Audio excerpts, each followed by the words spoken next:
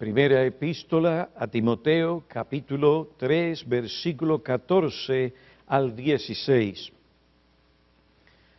Te escribo estas cosas esperando ir a ti pronto, pero en caso que me tarde, Timoteo, te escribo para que sepas cómo debe conducirse uno en la casa de Dios, que es la iglesia del Dios vivo, columna y sostén de la verdad. E indiscutiblemente grande es el misterio de la piedad. Él fue manifestado en la carne, el Señor Jesucristo, vindicado en el Espíritu, contemplado por ángeles, proclamado entre las naciones, creído en el mundo, recibido arriba en gloria. Vamos a orar. Padre, nos acercamos a ti porque sabemos que en nosotros no hay nada que nos capacite. Venimos a ti para que tú des la capacitación necesaria para que tu pueblo pueda escuchar con atención, para que sus mentes, sus corazones sean edificados. Ayúdanos a ver la importancia de la iglesia en tu propósito redentor. Te lo pedimos en Cristo. Amén. La primera epístola a Timoteo, capítulo 3, versículos 14 y 15, es uno de los pasajes bíblicos que proclama de una manera poderosa la importancia de la iglesia local.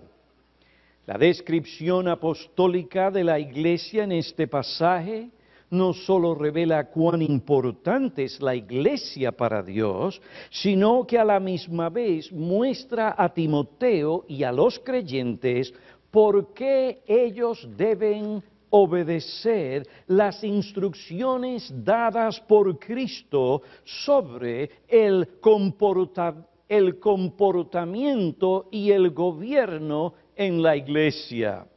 El comportamiento apropiado o la conducta que Dios requiere de los creyentes en la iglesia exige que ellos comprendan varias verdades fundamentales sobre la naturaleza y la función de la iglesia. Pablo le dice a Timoteo, Timoteo, recuerda, te escribo para que sepas cómo debe conducirse uno en la casa de Dios, que es la iglesia. Timoteo, aquí uno no puede venir a conducirse, a comportarse, a hacer lo que quiere, sino lo que Dios dice. Este comportamiento es indispensable. ¿Para qué? Para que la iglesia pueda sostener la verdad que tiene que proclamar para la salvación de los hombres. La iglesia es la casa de Dios. Te escribo para que sepas cómo debe conducirse uno en la casa de Dios, que es la iglesia del Dios vivo, columna y sostén de la verdad. La primera verdad fundamental que debemos comprender es que la iglesia es la casa donde el Dios vivo manifiesta su gloria. La iglesia es la casa donde el Dios vivo manifiesta su gloria. El uso de la expresión casa de Dios en la Biblia nos llevó anteriormente a la conclusión que la iglesia es el lugar donde Dios de una manera especial manifiesta la gloria de su ser. Manifiesta su bondad, santidad, gracia, misericordia y compasión a su pueblo. Si usted prestó atención a lo que cantaba, se dio cuenta que esos himnos hablaban del ser de Dios. de la santidad de Dios, del poder de Dios. Dios usa su palabra, sí, su palabra, aún en los himnos, para Él revelarse y darse a conocer. En la iglesia, la casa de Dios, Él manifiesta su bondad, su gracia, su compasión a su pueblo. Es el lugar donde Él comunica a sus hijos su verdad, su propósito y su voluntad. Allí Dios recibe la alabanza y la adoración de su pueblo. Primera epístola de Pedro, capítulo 2, versículos 4 y 5. La iglesia, ¿qué es? Es la casa de Dios. Allí Él le ha placido manifestar su gloria. En segundo lugar, tenemos que comprender que la iglesia es la morada especial y permanente del Dios vivo. La iglesia es la morada especial y permanente del Dios vivo. Es la casa de Dios. ¿Qué era lo que distinguía a Betel, al tabernáculo y al templo de otros lugares? ¿Qué era lo que distinguía al templo en Jerusalén de los otros edificios en el mundo? La presencia de Dios. Dios estaba allí. Allí Dios se manifestaba. Dios estaba en aquel lugar de una manera especial para bendecir, revelarse, para santificar y capacitar a su pueblo. Efesios capítulo 2, versículos 21 y 22, debemos buscarlo. Un pasaje que nos habla sobre lo que he afirmado. Dice Efesios 2, versículos 21 y 22.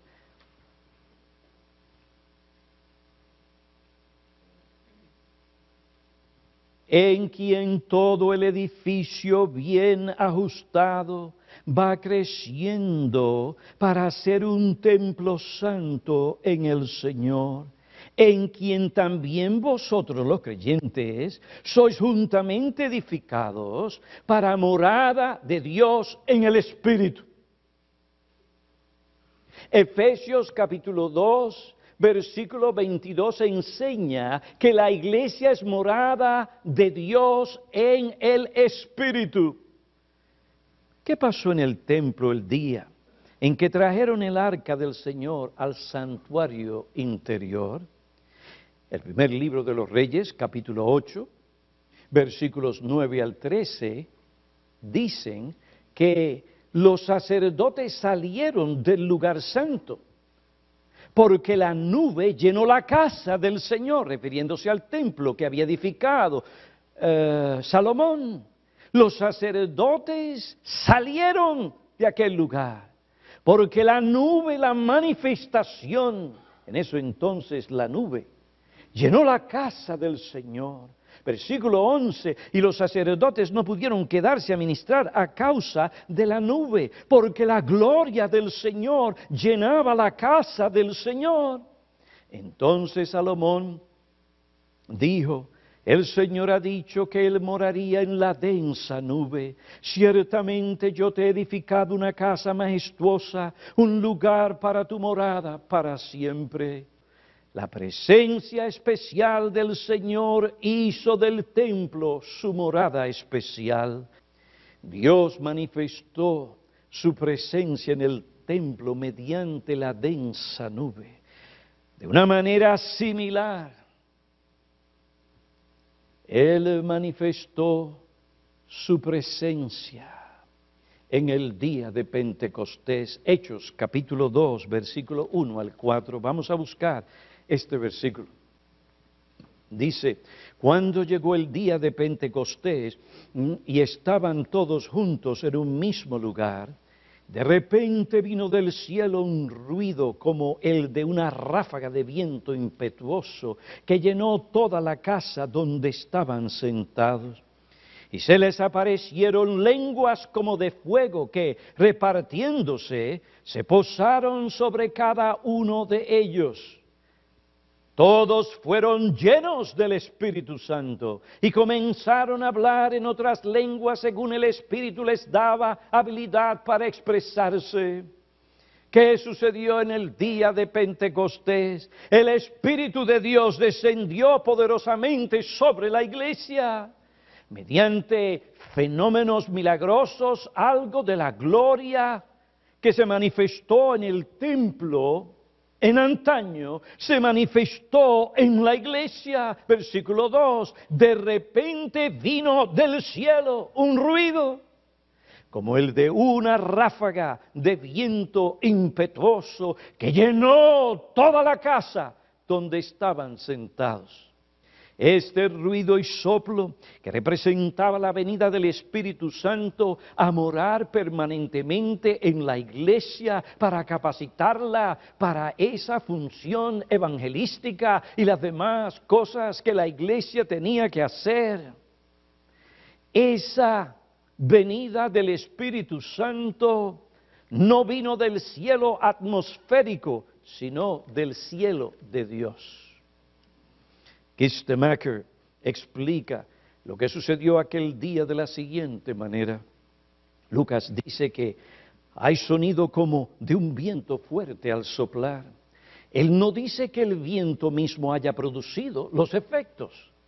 Leyendo otra parte de las Escrituras, sabemos que tanto en el hebreo como en el griego es una y la misma palabra la que representa el doble significado de viento y espíritu. Ezequiel capítulo 37, versículo 9 al 14 y Juan capítulo 3, versículo 8. Nosotros oímos y sentimos el efecto del viento, pero no podemos verlo. Así es con el Espíritu Santo. El Espíritu Santo viene del cielo de Dios con el sonido de un fuerte viento y llena la casa donde los creyentes están sentados y clamando por su venida. ¿Se acuerdan del templo? La densa nube llegó y llenó toda la casa. ¿Ah? Pues aquí vemos la venida del Espíritu Santo que viene sobre aquellos creyentes que estaban allí reunidos, llena la casa con este fenómeno. Vemos el significado del viento en el relato de Lucas. Sigue Kistemaker. El viento simboliza al Espíritu Santo, quien llena la casa donde están sentados los creyentes. El sonido del viento señala poder celestial. Y su repentina aparición nos habla del comienzo de un acontecimiento sobrenatural. Y se les aparecieron lenguas como de fuego, que se dividieron y reposaron sobre cada uno de ellos. Los creyentes reunidos en Jerusalén no solo oyen la venida del Espíritu Santo, sino que también lo ven tomar forma de lo que pareciera ser lenguas de fuego. El fuego, símbolo de la divina presencia, toma la forma de lenguas que no salen de la boca de los creyentes, sino que reposan sobre sus cabezas. El Espíritu Santo se hace visible con esta manifestación externa y reposa sobre cada uno de los creyentes. No se trata de una ilusión óptica, porque Lucas claramente señala que vieron lenguas de fuego. La venida del Espíritu Santo anuncia una nueva era. ¿Por qué? Porque Él viene a morar permanentemente en la iglesia. Es decir, vino a morar permanentemente en la iglesia. Y esto comenzó, ¿cuándo? En el día de Pentecostés.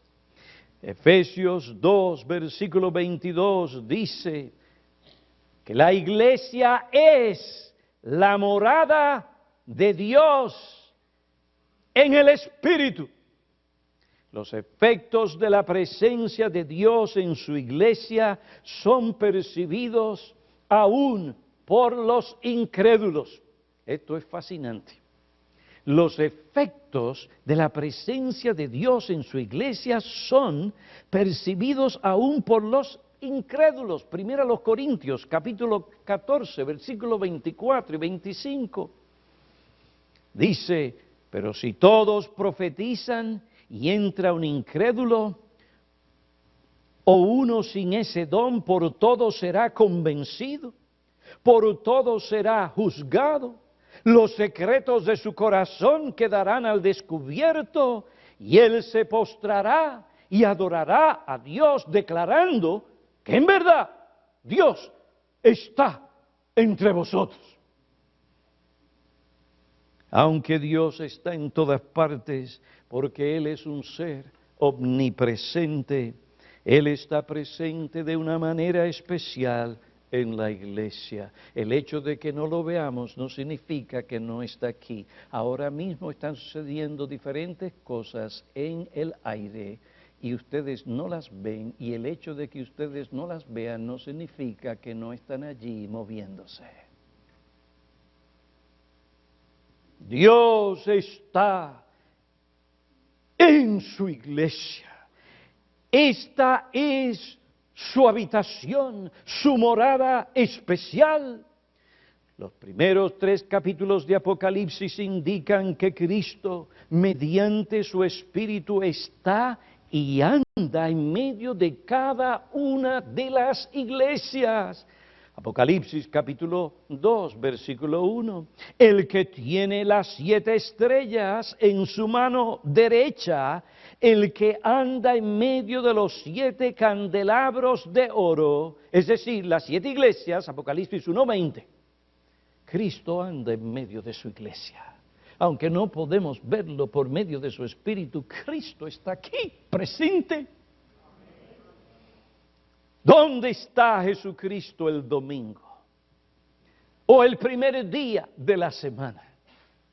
Él está en su iglesia. Así como Él estaba presente en la sinagoga en el día de reposo, mientras estaba en la tierra, así también Él, mediante su Espíritu, está presente en la iglesia cada domingo. Dice, pastor, usted se la está inventando. No, eso es la realidad. Varias verdades que podemos traer, varias cosas para confirmar esto, pero una de ellas dice que Él está en medio y anda en la iglesia.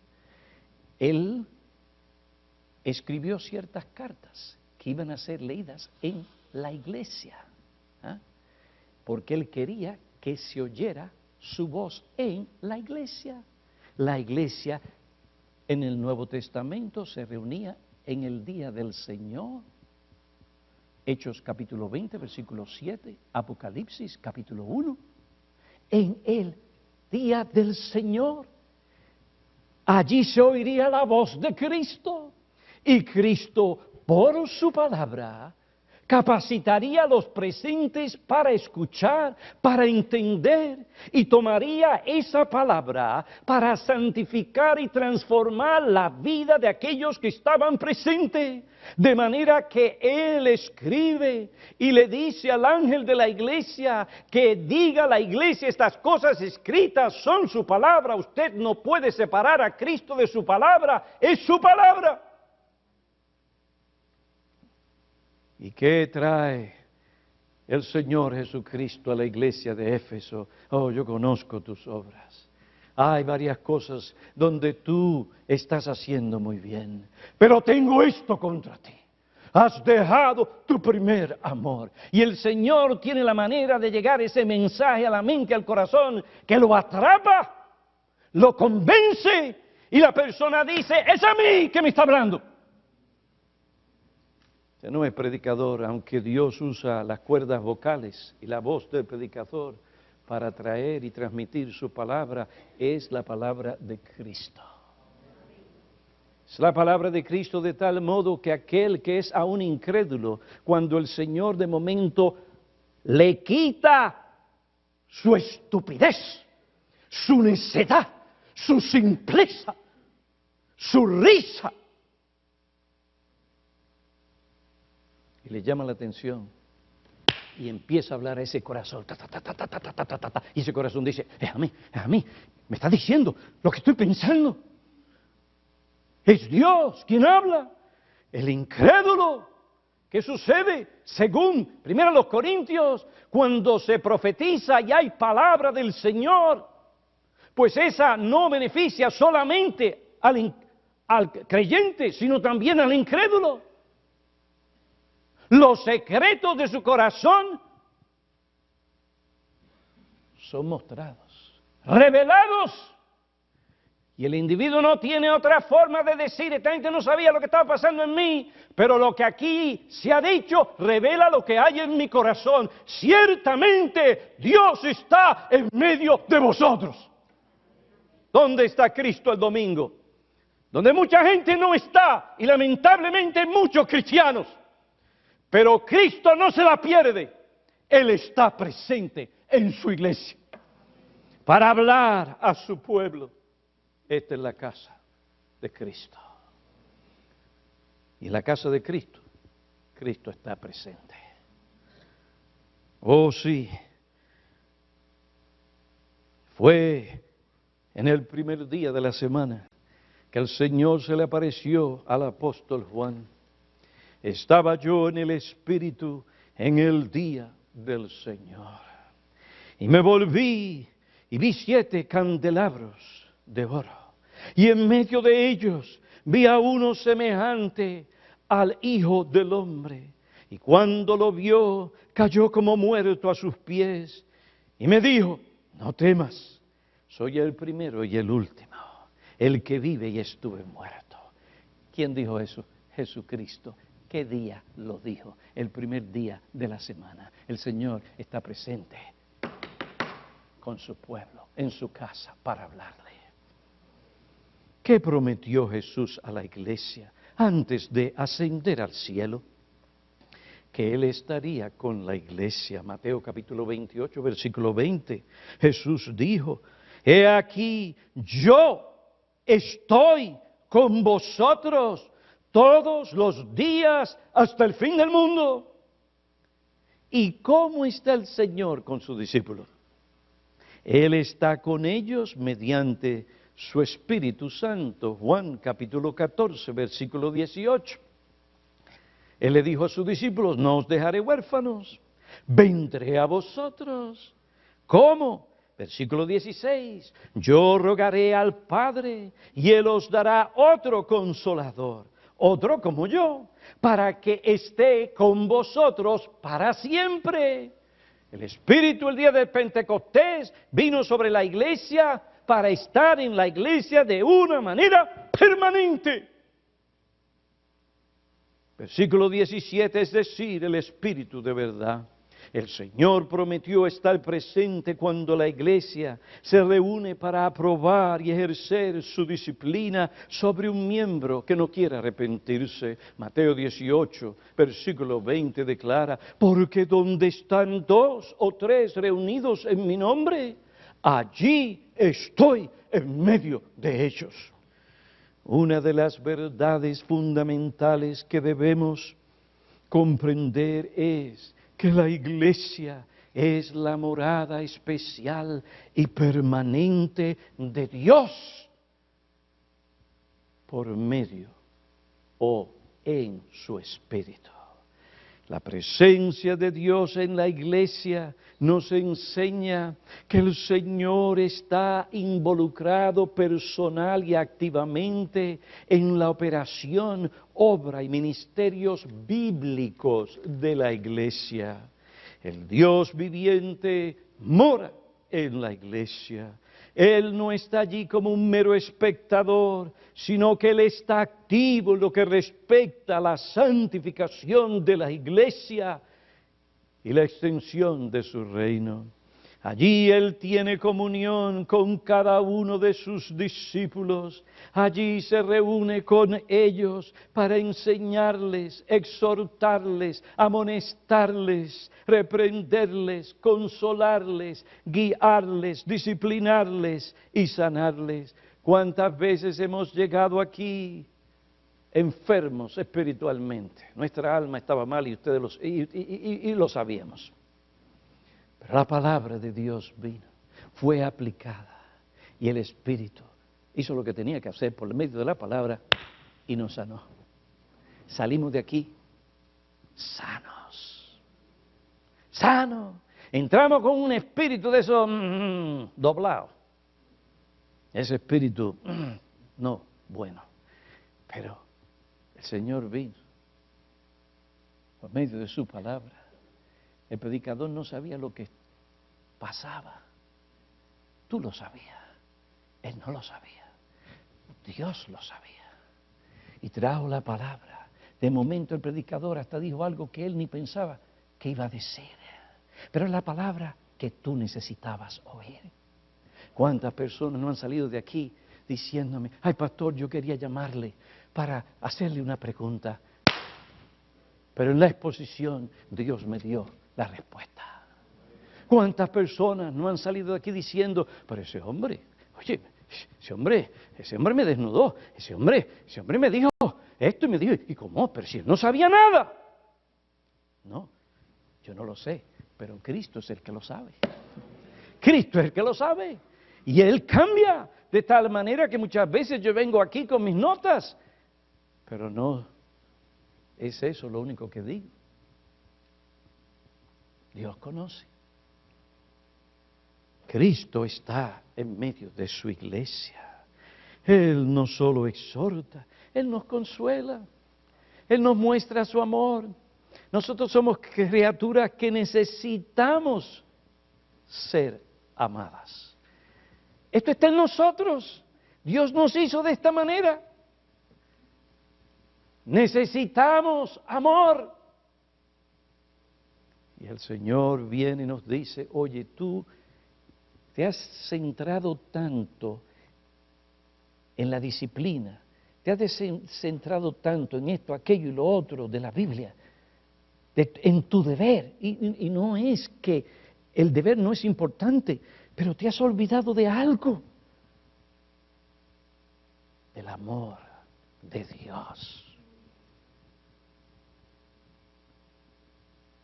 ¿Cómo usted se siente cuando alguien le muestra, le dice y le muestra que le ama? Yo no sé, tal vez tú vienes de Marte, pero si tú no vienes de Marte y eres uno de nosotros, óigame cuando alguien muestra su amor, ay, qué bien nos sentimos, eso nos anima. El Señor está en medio de su pueblo para consolarlo. A veces las aflicciones son profundas y fuertes. Son copas que tenemos que beber. No hay otra. Así como yo le dije un día a mi hija mía, yo quisiera que fuera yo el que sufriera o algo así, le dije. Pero tú tienes que pasar por esta y sufrirla. Esta es la manera en que maduramos en esta vida. Cristo está presente en su iglesia. Uno puede percibir la presencia de Dios por medio de lo que Él hace en la iglesia y por la comunión que Él tiene con sus hijos. Había una gran diferencia entre el templo de la diosa Diana y la casa de Dios. A pesar de la grandeza del templo de Diana, allí solo había una estatua inerte. Una cosa gigantesca, pero inerte. Era un ídolo. El que visitaba aquel lugar podía ver la estatua de un ídolo, expresión de la imaginación humana, producto de las manos de los hombres. Pero el templo de Diana no era el único templo en Éfeso. Allí en aquella ciudad estaba el templo o la casa del Dios vivo. Su morada especial y permanente. Un grupo de creyentes reunidos para adorarle. La gente pasaba por allí. ¿Qué hay allí? Una iglesia. No mucha atracción. Pero lo que se perdían. Perdían el tiempo en el templo de Artemisa. Pero nadie que vino a la iglesia de Éfeso perdió el tiempo. ¿Por qué? Porque en aquel templo, en aquella casa, en aquella iglesia estaba la presencia de Dios. Dios estaba allí. El Dios vivo. El que visitaba aquella iglesia se encontró nada menos con el Dios que hizo el cielo y la tierra.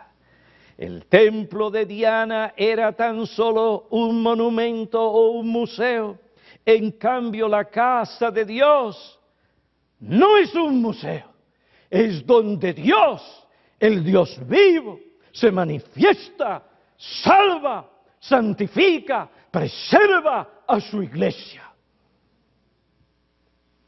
Recientemente, un grupo de los nuestros visitamos la casa del 26º presidente de los Estados Unidos de América, Teddy Roosevelt o Theodore Roosevelt. Yo le voy a decir Teddy, de ahí es que viene el teddy bear. Aprendieron algo hoy, ¿verdad? Vale la pena ir a esos sitios. Teddy no debe ser confundido con Franklin Delano Roosevelt, uno de sus parientes. Franklin Delano Roosevelt fue presidente durante la Segunda Guerra Mundial, pero Teddy Roosevelt fue presidente antes que Franklin Delano Roosevelt. Theodore Roosevelt dirigió el ejército americano durante la guerra hispanoamérica. Estuvo en Cuba y tuvo éxito en su empresa. Teddy fue un historiador educado en Harvard, polifacético, es decir, un hombre que gozaba de múltiples aptitudes. Era un hombre de acción, explorador, estadista, un hombre sumamente valiente.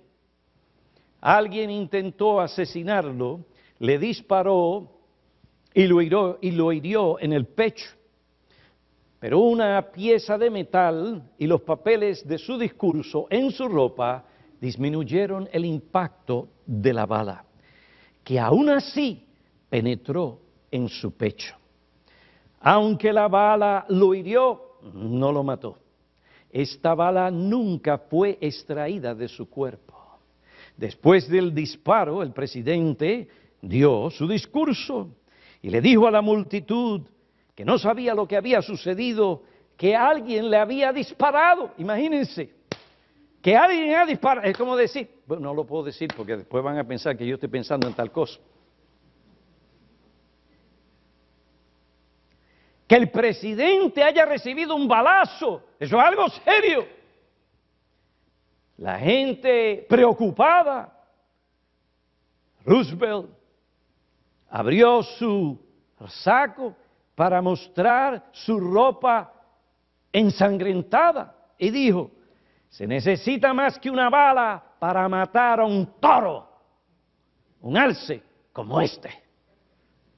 Habiendo dicho esto, dio su discurso que duró por más de 50 minutos y estuve leyendo, alguien dijo 90 minutos. Imagínese usted, la clase de hombres, muchos de los que hay hoy, no sirven. Un balazo así, se mueren. ¿Qué hombres tenemos hoy? Pero aquel era un hombre, tenía un deber y una bala no se lo iba a impedir. Dio un discurso de 50 a 90 minutos. Ahora, el presidente Teddy Roosevelt murió no de la bala, murió con la bala, pero no por la bala. Años después, en el 1919. Ahora, es muy interesante visitar la casa de un hombre como este. Si usted la visita, podrá ver fotos del presidente, un cuadro grande de Roosevelt. Allí están las cabezas embalsamadas de los animales que él cazó. Una de ellas, la cabeza grandísima, pero grandísima, de un toro africano. Solamente la cabeza de ese animal infunde temor. Y allí lo tienen. En la casa de este presidente verá algunas de sus armas, los regalos, las espadas que recibió de los grandes dignatarios y gobernantes de sus días. Allí hay un cuadro que se lo mandó un gobernante de Alemania, un cuadro. Y el cuadro tenía, todo lo que se veía en ese cuadro eran barcos, barquitos pequeños, pero muchos barquitos, era todo lo que se veía. ¿Sabe lo que le estaba diciendo el gobernante? Aquí en Alemania no te metas, Roosevelt. Mira los barcos que yo tengo. Pues en la casa de este presidente usted verá algunas de estas cosas y otras más.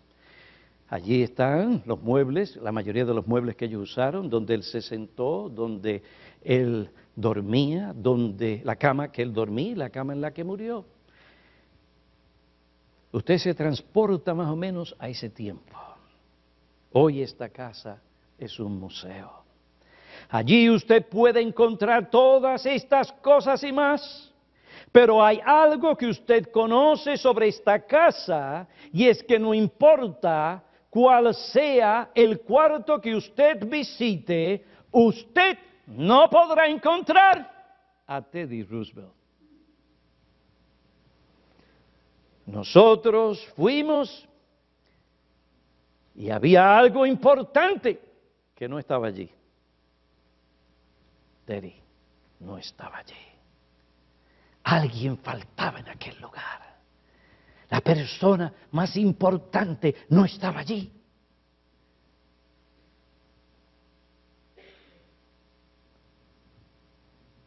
Algo faltaba. No es lo mismo.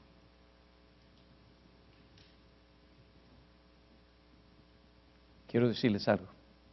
En la casa de Dios, usted siempre va a encontrar a Dios. Siempre Él está allí. La iglesia no es un museo, es la casa del Dios vivo. Es el lugar donde el Dios vivo actualmente se manifiesta. Es su morada especial y permanente. Allí Él, por medio de su Espíritu y palabra, nos habla, revela su glorioso ser. Por su palabra Él nos enseña su verdad, nos deja saber quién es Él realmente. Y ese conocimiento llevado a la mente y al corazón, ¿qué hace? Nos anima, nos fortalece, porque el pueblo que realmente conoce a su Dios, un Dios soberano, omnipotente, misericordioso, que conoce todas las cosas, que no importa cuán activo Él esté en el universo, haciendo miles y miles de cosas, Él conoce exactamente nuestra condición y trata con nosotros donde nosotros realmente estamos. Y se comunica de una manera personal, íntima, por medio de su palabra, de manera que usted conoce, no es a otro que Él habla, está hablando a mí. Él está presente por medio de su palabra. Nos enseña, nos redarguye, nos corrige, nos instruye. Dice Hebreos capítulo 4, versículo 1, porque la palabra de Dios es viva y eficaz y más cortante que cualquier espada de dos filos. Penetra hasta la división del alma y del espíritu y las coyunturas y los tuétanos y es poderosa para discernir, es decir, para juzgar los pensamientos y las intenciones del corazón. Cuando Dios habla por medio de su palabra, la palabra nos llega profundamente. La gente no lo sabe, Pero Dios está comunicando su palabra. Y esa palabra es tan poderosa que pasa juicio sobre tus intenciones, sobre tus pensamientos. Te deja al descubierto. Tú lo sabes, Dios lo sabe, aunque los demás no lo sepan. Así pasó con aquel incrédulo del cual Pablo habló. Los secretos del corazón se darán al descubierto y él se postrará y adorará a Dios declarando: en verdad, Dios está entre vosotros. Queridos hermanos, si ustedes se van a conducir aquí como Dios quiere, si ustedes van a honrar a Dios en la iglesia, si ustedes no van a insistir que las cosas se hagan como ustedes quieren, para lo que ustedes quieren, es necesario que ustedes comprendan la naturaleza de la iglesia. Es la casa de Dios, no del pastor Piñero, ni la tuya, es la casa de Dios. Él es su dueño. Y Él no es un Dios que está ausente. Él siempre está en su casa. Wayne Mack dice: la aplicación de esta verdad fundamental es obvia. Si queremos estar donde Dios está, necesitamos estar en su iglesia. Porque allí es donde Él mora. Y la manera en que nosotros nos relacionamos con Él depende en gran manera en la manera de relacionarnos con su iglesia. Pues es la iglesia que Él ha edificado con sus propias manos. Querido hermano, oye bien,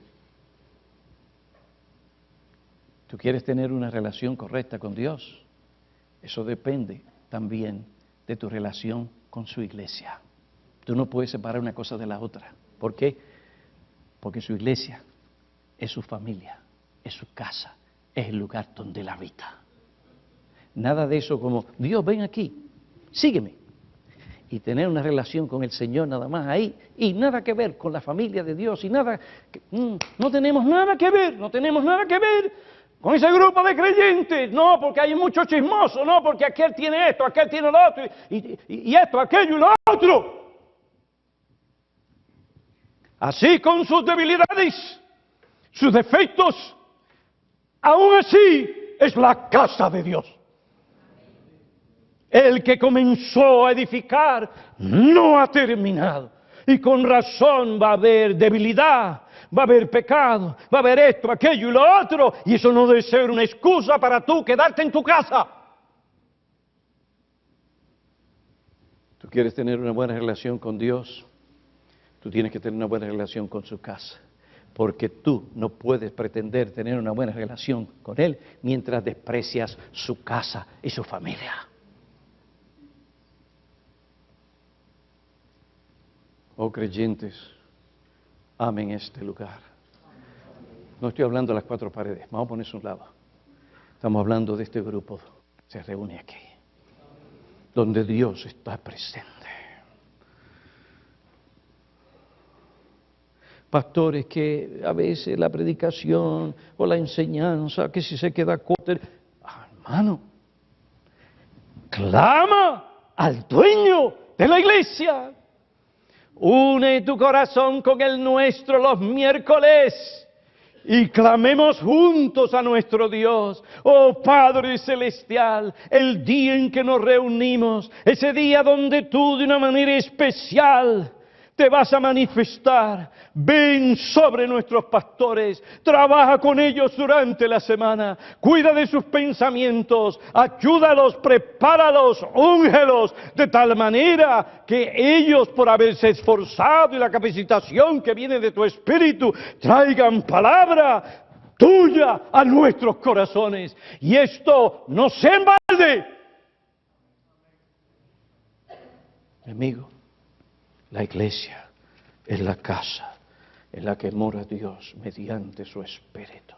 Es su morada especial y permanente. Es triste cuando algunos creyentes han podido individualizar su relación con Dios a tal punto que no ven la necesidad de identificarse o relacionarse con la iglesia como Dios manda. Cristo amó la iglesia y se entregó por la iglesia. Derramó su sangre por la iglesia. La iglesia son ustedes creyentes. Si hemos de observar el orden o el comportamiento establecido por Cristo en su iglesia, tenemos que comprender varias verdades fundamentales sobre la misma. La iglesia es la casa donde el Dios vivo manifiesta su gloria salvadora. La iglesia es la morada especial y permanente del Dios vivo. No te quedes en tu casa con oración. Ora y di, Señor, habla, que tu siervo escucha.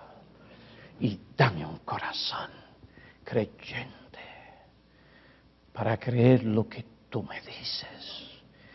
Y dame el poder de tu Espíritu para aplicarlo.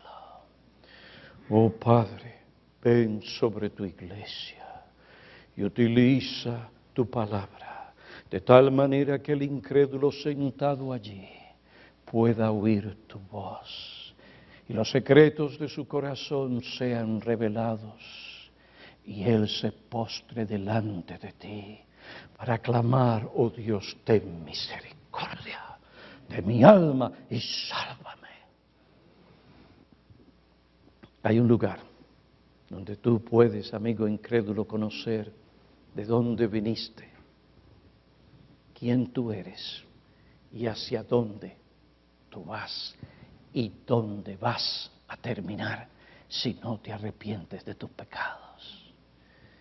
Es en la iglesia. Allí habrá palabra para ti, para que te vuelvas de tu mal camino a buscar a Dios mientras Él pueda ser buscado o hallado. Y cuando tú vas allí, ¿dónde está Dios? Pues no está en las paredes. Su obra es evidente. Hombres y mujeres como tú, que antes estaban vendidos a sus pecados, vivían para sí mismos, eran unos idólatras. Estaban muertos, perdidos, estaban muertos en sus delitos y pecados, y Dios por su palabra los salvó, los transformó, los santifica y los sostiene.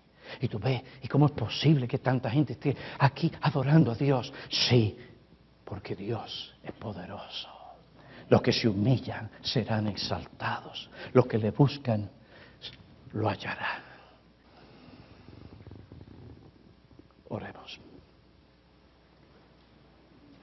Oh God.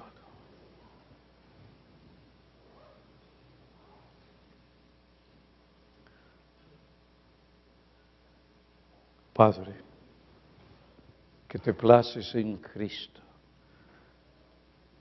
por medio de tu Espíritu en morar en tu iglesia. Agradecidos estamos,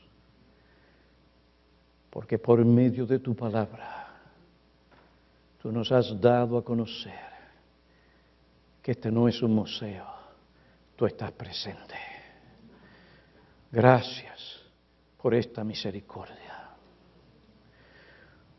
Te suplicamos que obres en nosotros para que aprendamos por tu palabra a valorar y apreciar tu iglesia.